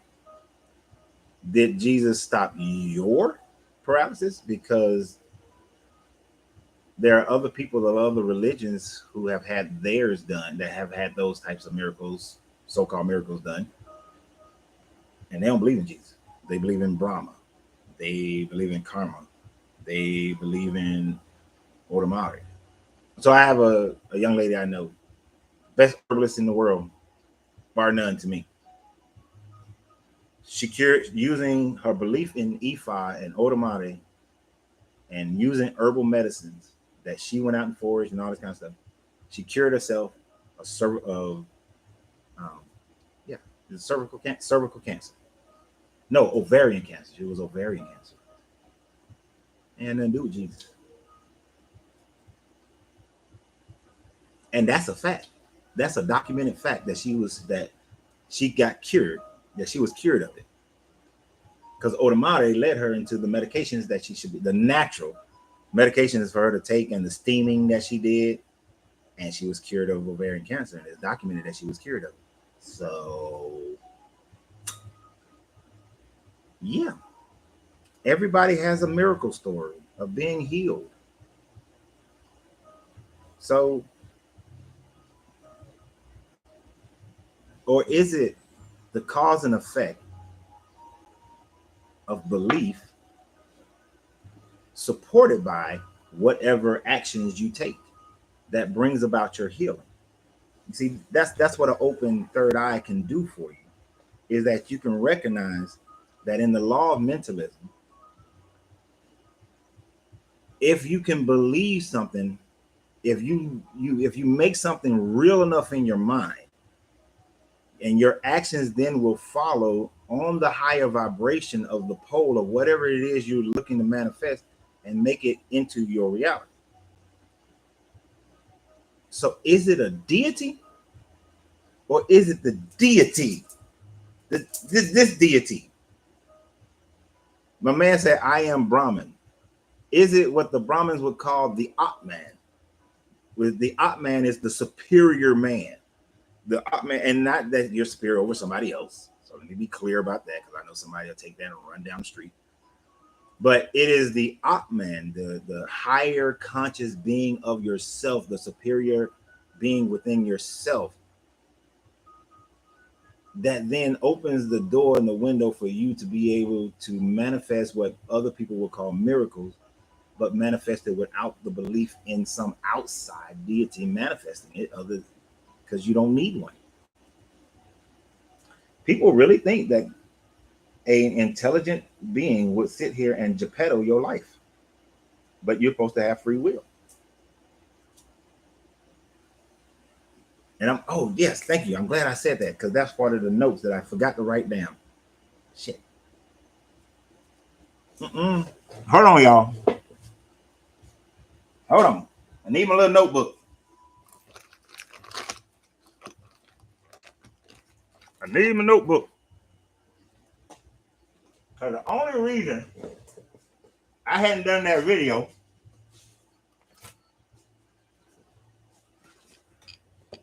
there was one aspect of the video that I could not remember when I was writing down notes, because somebody here kept talking to me.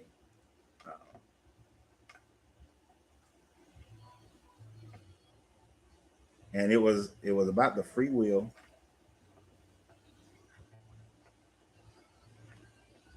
of heaven and hell.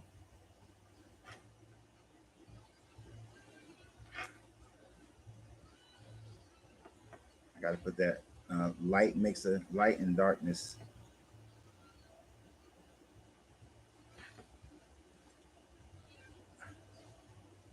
Thank y'all for that. I could not remember that part. I was like racking my brain. I was like, what is it? What is it? What is it? The Tao, the Tao to the Almighty. Mm-hmm. I love the Tao. If you haven't read the Tao is a great book to read. You know, two of my favorite books, The Tao and the Kabbalion. Then there's Outwitting Devils by Napoleon Hill. It's one of my favorite books.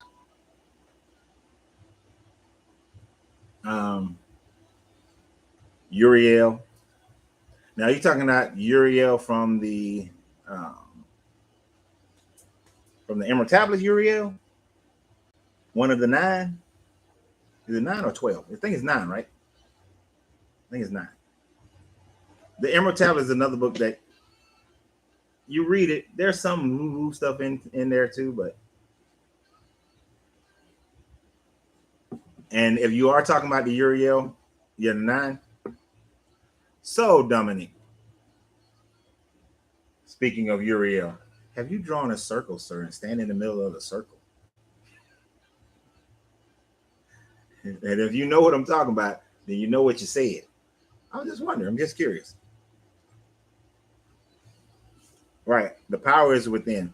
The Tao is a good book. It's a good read. I can never read it. I can never read it all because I drift off in my thoughts. So what a Taoist master would tell you in that is that when you read one of the verses and you start to drift off in your thought, put the book down. Remain in that thought. Let that thought take its course. Once the thought is over, come back to read it again, to continue your reading. Don't ignore the thought. Levels below and after. Mm-hmm. Yeah, the Emerald Tablet is a good book. And when you read it, when it talks about Uriel and nine ethers, there's a ritual of standing in a circle for gaining knowledge, is the way I would put it. It was interesting.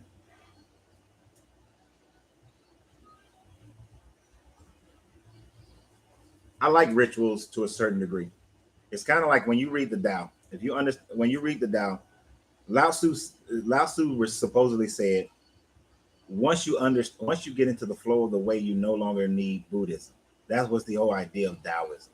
Is Buddhism is when you need all the rituals, and the rituals are there to get your mind and your actions in sync with the way, to satisfy your karmatic, your debt, your dharma. But once you have gotten into the flow of the way, you no longer need Buddhism, meaning that you no longer need the rituals. So you just can now flow in that way. And this is why Lao Tzu left and went up into the mountains, because he was so in the flow of the way that basically the people irritated the hell out of him, and he just didn't want to be around the people no more. I understand how he feels sometimes. I really do. Sometimes I really, really understand how he feels, how he must have felt. Might be doing it now, still at the beginning, in the mental hospital right now, or the outside. In a, okay, I'm a little lost on that one. Are you in a mental hospital right now? Is that what you're saying? But and it's something that if you're going to do that ritual, then you got to do it a bunch of times. It's not a one-time deal. It's a bunch of time, because that ritual is designed to move, to get you into a flow, a pattern.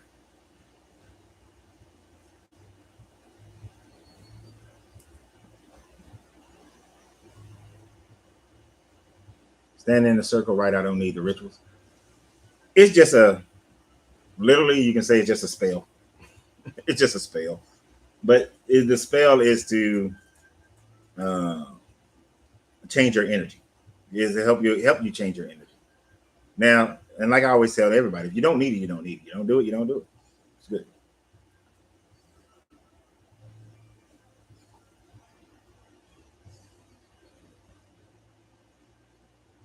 Oh, because you said in a mental hospital or outside. I didn't understand that reference. That's all.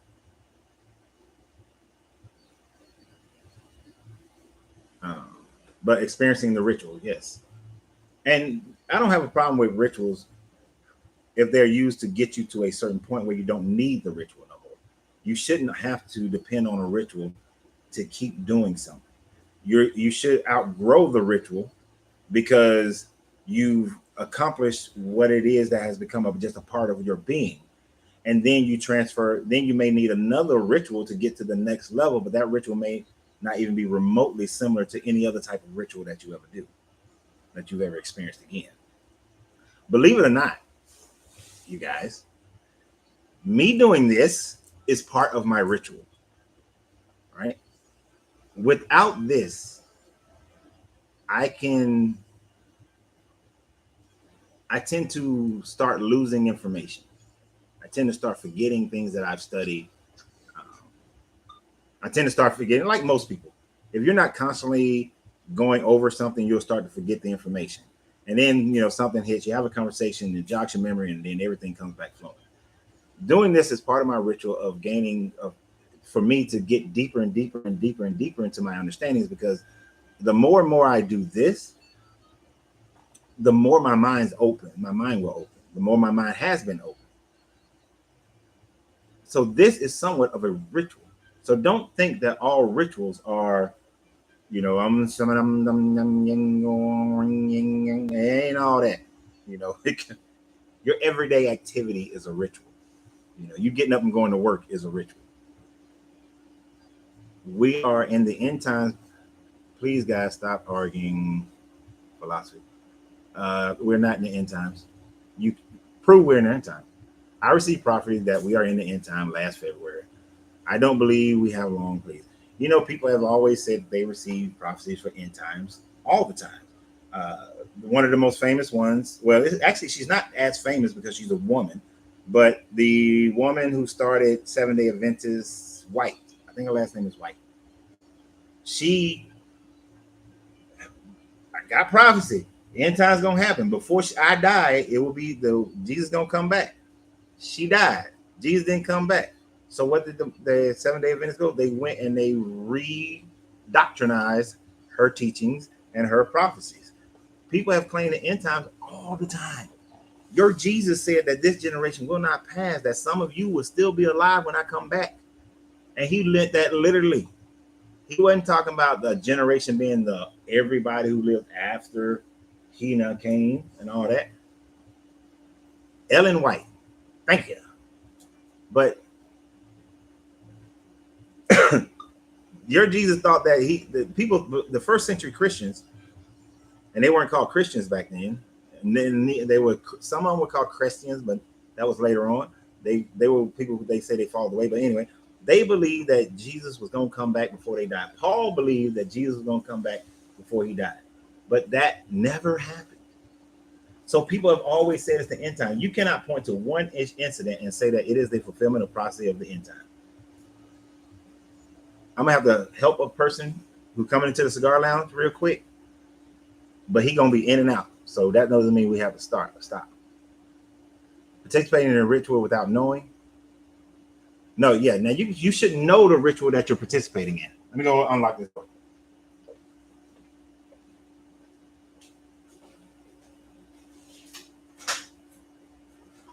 What up, man? How you doing, man? Everything good with you? I had bad days. There's no reason to have a bad day. No reason at all. The only reason to have a bad day is you let it stay with you. And how you, right. I mean, you have a little bad moment, you recognize what it is, and you move on.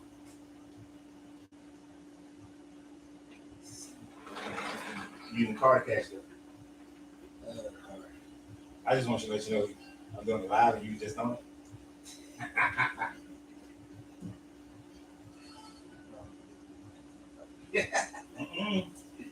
Everybody gonna know you were there.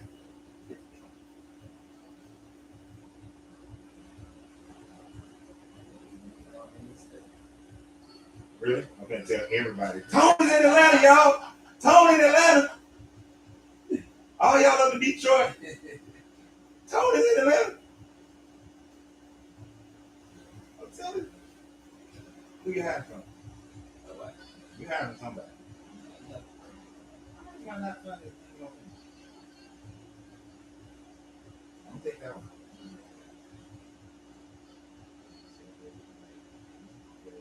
Put that extra one on there. Make sure you get that extra one. I ain't got that inside. You know that is a good one. We started reloading this. Well, we always been reloading it. I brought in like 17 boxes this week. Black people don't tip. So you only tip women? Sir, you're a male. You're a chauvinist, sir. I appreciate that. You're sexist. Yeah. You're sexist, sir. Make sure you get the address on there. You're live. What? Right there. This joke is stupid. Anyway, all right, man. What's these orders? $250.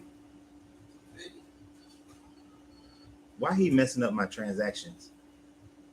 I like for my transactions to be, one transaction. Why he over here trying to make two? I'm not giving you change. I'll take it to love. Oh, so now you want it without taxes? Without paying taxes on it? I don't pay taxes. I'm a sovereign citizen. You are not a sovereign citizen. You can tell that Moorish lie all you want. What are you going to pay taxes on it? And when motherfuckers want gifts for holidays, so when they want gifts for holidays, you're a Muslim. So you switch your religion based on what you got to do. Yeah, I'm a Jewish, Muslim, Jehovah's Witness. Jewish, Muslim, Jehovah's Witness, Moorish. Gotcha. Later, man.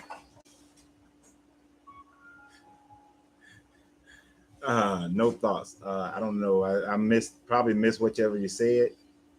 So I had to help a customer. So whatever you said, Mike, just type it in there again. Good advice. I lived through at least 10 end times in my lifetime. One don't count. And they got the date wrong. Right. Exodus. So Exodus 21 and 20. So right now, we're on Exodus 11 and 12. I won't speak about the other ones until we get there. So you will have to be here. If you look at it from the standpoint that I'm doing these, they're done at least on Mondays. We do other spiritual conversations on other days. But so 20 and 21 and 20. Wait a minute, what number did you say? Yeah, 20 and 21. What is that? Like 3-4 weeks from now? So that'll be about 3-4 weeks from now before I get to that one. Back on Moses. What about Moses? Moses. I like Richard Pryor's Pharaoh. Moses, the most beautiful sound. What movie was that? It was like Dudley Moore. Now I'm showing my age. Does anybody remember the movie with Dudley Moore and Richard Pryor? Dudley Moore was like playing a character who thought that he was doing Moses' job. And then Richard Pryor was the Pharaoh when he got there. That movie was funny to me. That's a good, funny movie to watch. You lived through at least 10 end times. Right. I mean, I have had, I grew up in the South, here in Atlanta, the Atlanta metropolitan area. And it was always the end time. From the moment of my birth, it was always the end time. Everybody has always preached it. There was always some sect of religious fanaticism that was saying that it was the end time and we was all about to die and that that it would happen before they died. David Koresh was an end time. You had my man out in Waco. That's what we was talking about. So there is no prophet. Holy Moses. Angelina, have you ever seen Holy Moses? I need to know that. And that's important information.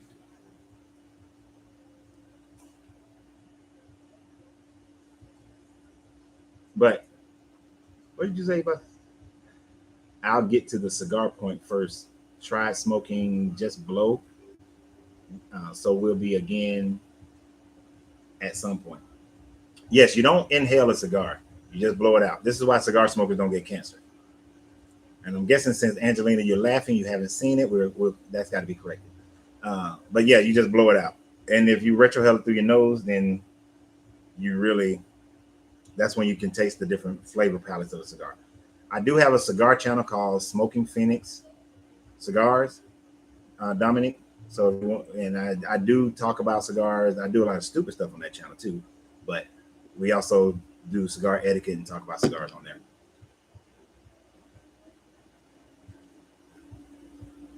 You believe because of the deterioration and expansion of consciousness that a transition is taking place? Yes, and this will coincide perfectly with the idea of Jesus when Jesus was going the way they tell it. And these and here, see, this is what I'm saying. There are some things I do take from this book.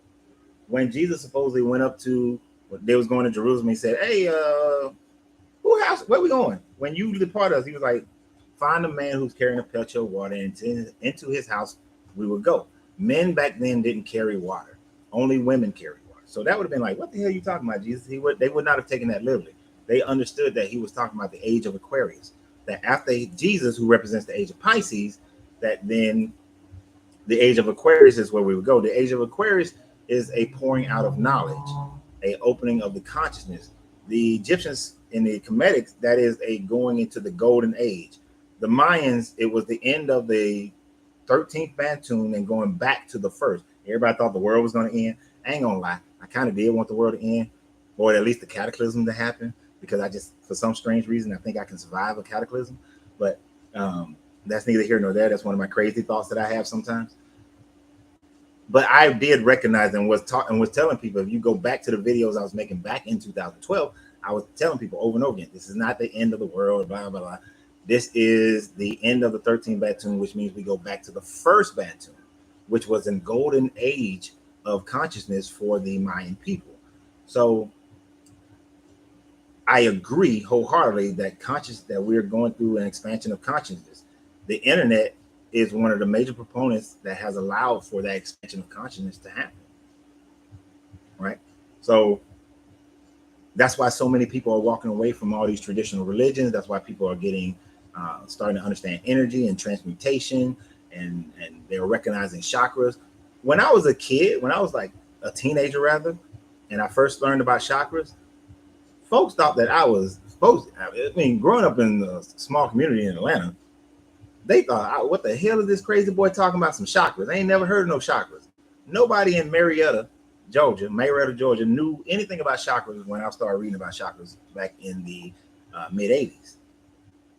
But now it's chakra, chakra, chakra, chakra. You go into a church and a pastor is talking about energy. Now, it was in their book. When the woman had the issue of blood and she touched the hem of his garment, he said, it quotes Yeshua as saying, he felt the energy go out of him. Which, of course, if he's God, how can he lose energy? Because God can never not have all this energy. But it went out of him. And by her faith, she was healed. Energy transmutation is essentially what it's saying. Right?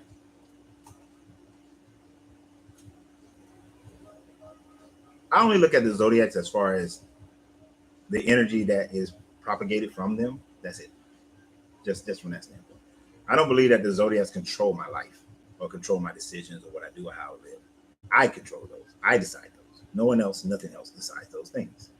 You know, I can be a nice guy. I can be a bad guy. I can work real hard today. I can work real hard for the next year to manifest something. All that energy I put forth now manifests what my desires are later on. But you have to put that energy in. Too many times in my life, I've gotten caught by, like, I have an idea right now. I say, you know what?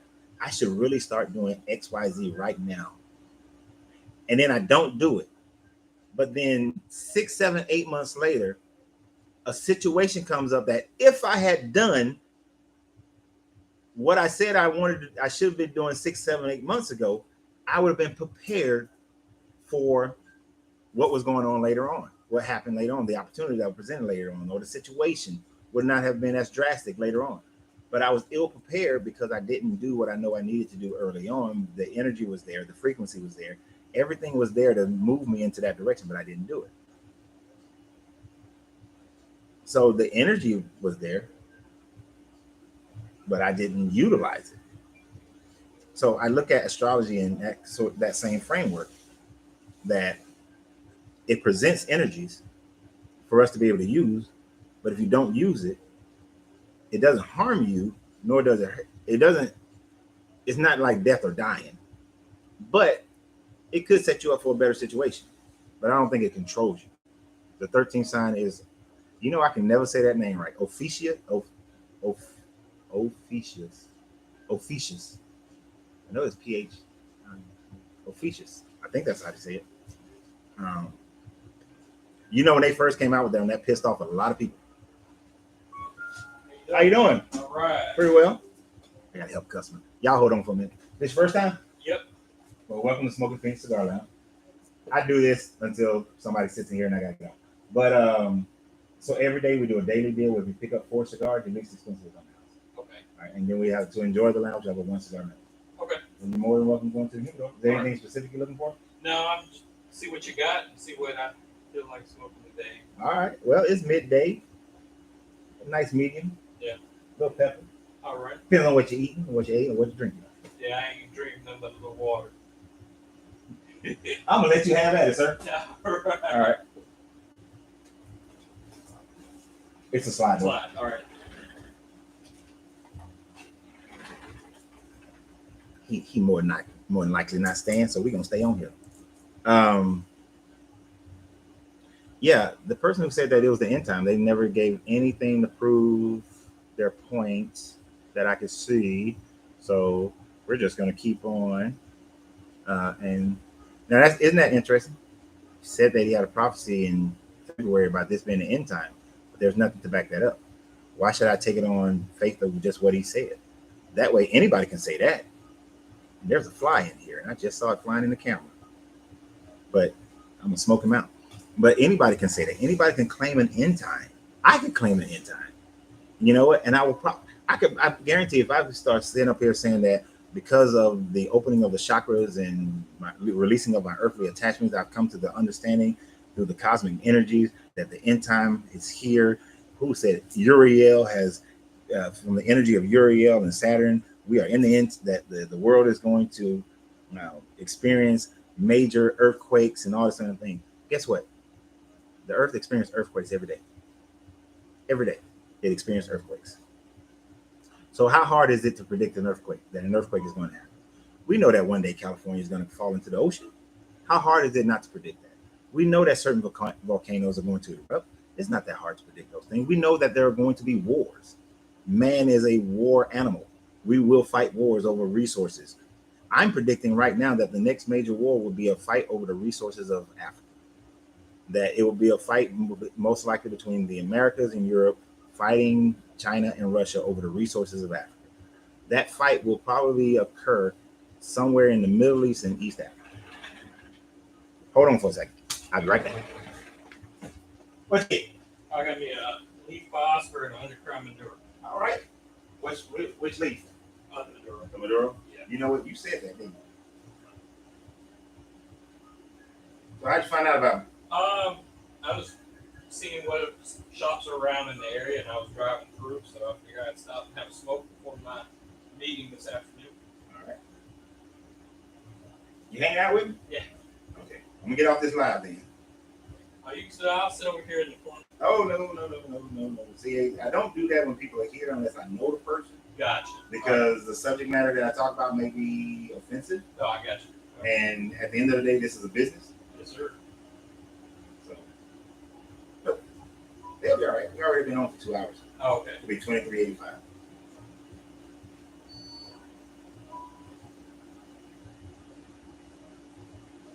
Any of them doing it tomorrow. Anyway. Oh, okay. There. All And right. you're on your bank statement, any and all receipts can take on your smartphone. Okay, cool. Okay, no problem. I want you to be like, what the hell? No, it's all good. So, the cutter, you got some torches right here. Okay, awesome. All right, let me finish this up and I'm out. All And then we'll be, well, I'm about to have a guest here. So my guy's going to hang out. What's your name? Mike. Me and Mike. First time here at the Cigar Lounge. So look, we're going to call it close today. Right. We just don't film. Exactly. So here's the thing. So tomorrow, y'all know that we usually talk about relationships on Wednesday, and then Thursday we're back to esoteric spiritual things on Thursday. I am working towards, and I can tell you this, by this time next year, I'll be doing lives 5 days a week. This time next year. Yeah, definitely by this time next year, because we're making some changes in my life over the next 8-9 months. And it's going to allow me to be here more often, and we're going to be able to do this thing at full tilt, full throttle. So I appreciate everybody who was here today. If you came in late, then go back and rehash it. If you're on TikTok, if you want to see the other videos that pertain to the same subject matter, then go to my YouTube channel, which is the same name as this, which is my name, YouTube, and LaRenzoreid. I appreciate the support. I appreciate the stars that was given on Facebook, because that financially supports the channel. Because I need to get some more ring lights, and we need to get some more cameras and all kinds of things.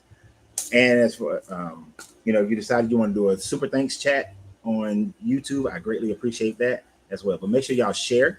I'm say it one more time. Share it to people. Build the community. Keep growing. And we open up more minds. And for those people who have already deconstructed, it helps. That's the main audience, and that's what we look for. Well, the main audience is my kids. Just in case something happened to me, my kids have this information. I always tell y'all that. But y'all have a great day. And remember, you have to free yourself to be yourself, because your greatness is non-negotiable. Good journey, good vibration. And I will see y'all tomorrow. And I will be on time, 10 o'clock. Oh, TikTok is on my relationship channel, The Art of Tantric Love. Same thing on Facebook. It's on the Facebook group, The Art of Tantric Love. But YouTube is on this channel. So y'all be good. I'm out. You go live every day? No, not every day. And usually right here, I would give my YouTube people some extra information, but can't do it today.